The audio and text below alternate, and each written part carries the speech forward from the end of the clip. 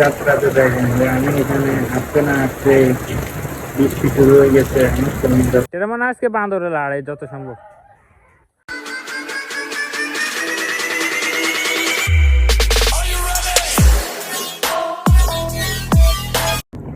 So hello guys, welcome back to my channel. So guys, I hope, আশা করি তোমরা সবাই প্রত্যেক দিনের মতো অনেক অনেক বেশি ভালো আছো। সো গাইজ, আমি লাইভ খান আজকে নতুন আরেকটি ব্লগ নিয়ে তোমাদের সবার সামনে চলে আসলাম। সো গাইজ, আজকে আমি মূলত যাচ্ছি আমার আম্মুর নানুর বাড়িতে। আমার আম্মু আর আমার আফু কিন্তু অলরেডি কালকে বিকেলে চলে গেছে, আমি যাইনি। বিকজ গ্রাম তো, রাতে কারেন্ট থাকে না ভাই, আমার অবস্থা হয়ে যাবে একদম পুরো বস্তা বস্তা। এখন আমি আমার বাসার ছাদ থেকে ব্লগটি শুরু করতেছি। সো গাইজ, আজকের ভিডিওটি কিন্তু অনেক ইন্টারেস্টিং হতে যাচ্ছে। আপনারা সবাই কিন্তু আজকে আমাদের ভিডিওটি ফুল্লিভাবে কন্টিনিউ করবেন। So guys, okay, let's started live Khan vlogs video.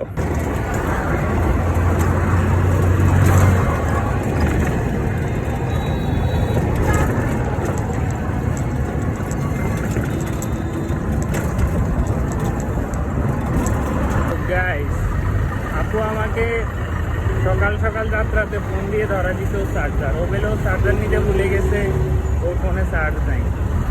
আমি একবার ভাবছিলাম নিব না, তারপর আম্মু ফোন দিয়ে বলে যে এটা চার্জারটা কিন্তু অবশ্যই নিয়ে আসবি, চার্জার না নিলে ভাই আমার কান পুরো একদম খাই ফেলবো। যদি এটা চার্জার যদি এখন আমি যদি না আনি, তাই এখন এটা চার্জারটা নিয়ে আমি চলতেছি। পকেটে ঢুকাবার মতো কোনো স্পেস নাই, তাই চার্জারটা হাতে নিয়ে নিছি আর এখন যাচ্ছি আম্মুর নানুর বাড়ির দিকে।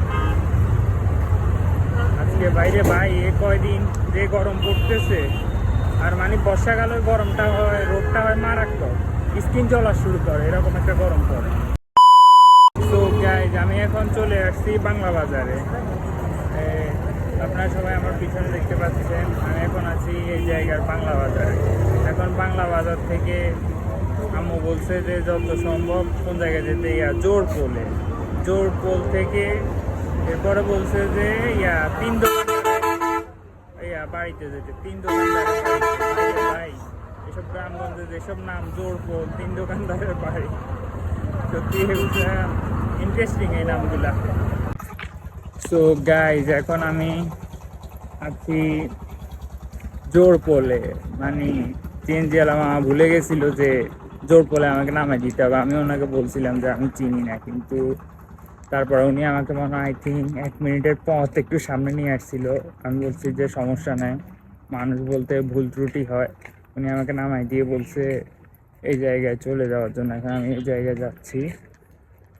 সো গাইজ, এখন গ্রামের রোড গার্ডের যে অবস্থা, মানে আমার অবস্থা পুরো বস্তা বস্তা হয়ে গেছে। চিনজিত করে আসছি তো, আরও এক একটা গর্ত নিচে বড় বড়, মানে আমার অবস্থা পুরো বস্তা বস্তা হয়ে গেছে একদম। তো গাইজ, আমি গ্রামে রোড গার্ড ভালো না, কিন্তু গ্রামে হাঁটতে চলতে খুব ভালো লাগে, নিস্তব্ধ। আমাদের এদিকে শহরে তো বাবার যেভাবে গাড়ি ঘোড়ার আওয়াজ, যানজট, মানে অবস্থা পুরো বস্তা বস্তা। তো আমার চারপাশে ওয়েদার তোমরা সবাই দেখতেছো যে ওয়েদারটা কিন্তু মোটামুটি ভালোই সুন্দর আছে। চারপাশে ওয়েদার, আর মনে হয় যত সম্ভব কিছুক্ষণ পরে বৃষ্টিও নামতে পারে। মানে আকাশের অবস্থা এরকম হয়ে গেছে, মনে হয় কিছুক্ষণ পরে যে কোনো টাইমে বৃষ্টিও নামবে। তো যাই, যাত্রাতে দেখেন যে আমি এখানে হাঁটতে না হাঁটতে বৃষ্টি শুরু হয়ে গেছে। আমার বৃষ্টিতে আমি ভিজছি, আমার একদম অবস্থা খারাপ হয়ে গেছে অলরেডি। এখানে এখন আমি 20 মিনিট থেকে দাঁড়াই আছি, তাই গাটা শুকিয়ে গেছে, মাথার চুলগুলো এখনো ভিজে আছে। আমি এখন মসজিদের সামনে দাঁড়াই আছি আর বৃষ্টি হয়েছে। বৃষ্টিতে আমার অবস্থা কিন্তু বস্তা বস্তা হয়ে গেছে, বুঝতেছি না, আমার ফোনই নিয়ে আসছে, আমারও ফেটতেছে না। আর কত ফোনটা যে ভাঙা ছিল, ওইটা আমার অবস্থা পুরো বস্তা বস্তা হয়ে গেছে, হাড্ডি মুড্ডি। এখন বৃষ্টি আমার আবার ভিজে দিচ্ছে, আল্লাহ ভালো জানে জ্বর উঠে কিনা নাকি ওইখানে, দেখি। সো গাইজ, আমরা এখন একটু বাইরে হাঁটাহাঁটি করার জন্য বের হয়ে গেলাম।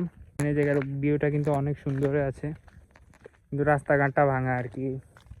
রাস্তার যে দূর অবস্থা। আলী, আস্তে আস্তে তোমার কি অবস্থা হয়েছে রাস্তা দিয়ে? ফেটে গেছে। हड्डी पसली एक हो गया। হ্যাঁ, ঠিক বলা। हड्डी पसली सब एक हो गया। সাধারণত এই সময় হয়ে থাকে। গ্রামের রোড বেশিরভাগ ভাঙাচুরা হয়।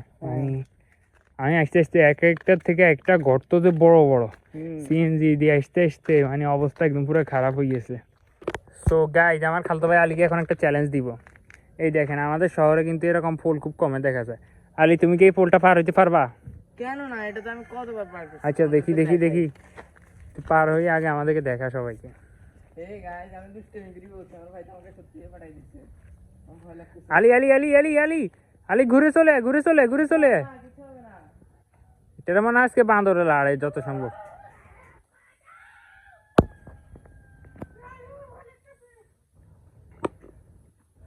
সো গাইস এটারে আসলে কি একটা লাইট আছে যত সম্ভব গাছের। গাইস, তোমরা কিন্তু এটার জন্য একটা লাইক দিবা আমাদের এই চ্যানেলের জন্য।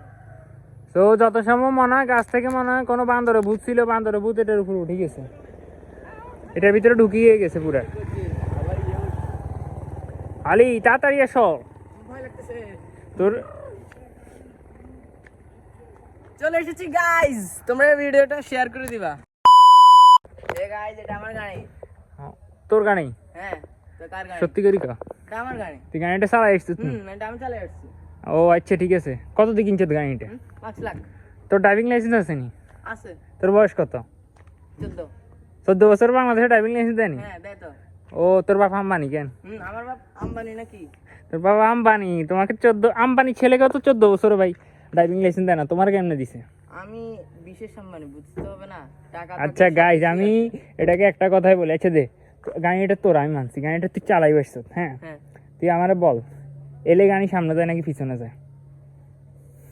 আমি এটা কম চালাই, আমার বেশিরভাগ আমার ড্রাইভার চালাই, এটা আমার সামনে যায়। আচ্ছা এলে সামনে যায় না? হ্যাঁ এলে সামনে যায়। হ্যাঁ। আচ্ছা ডিতে কি যায়?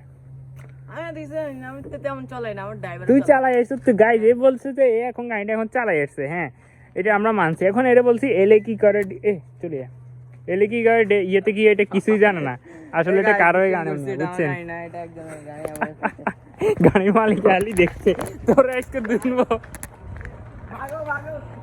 তো গাইজ দেখেন, এই দেখেন এটার অবস্থা, গাড়ির মালিক এটার অবস্থা। তুই মুখে কি হয়েছে? আমরা নকল আম্বানি, শুনছি কি? তুই নকল আম্বানি নি, গাড়ির মালিকে দেখি সুন্দর করে একটা ইয়াবা বাজিছে, হ্যাঁ তোরা দুইনবো, দাঁড়া দাঁড়া। এটা আমি ভাবিছি আমার গাড়ির চাবি। ও আচ্ছা, আমি এটা টিপ দিছি। ও আচ্ছা তুই ভাবিস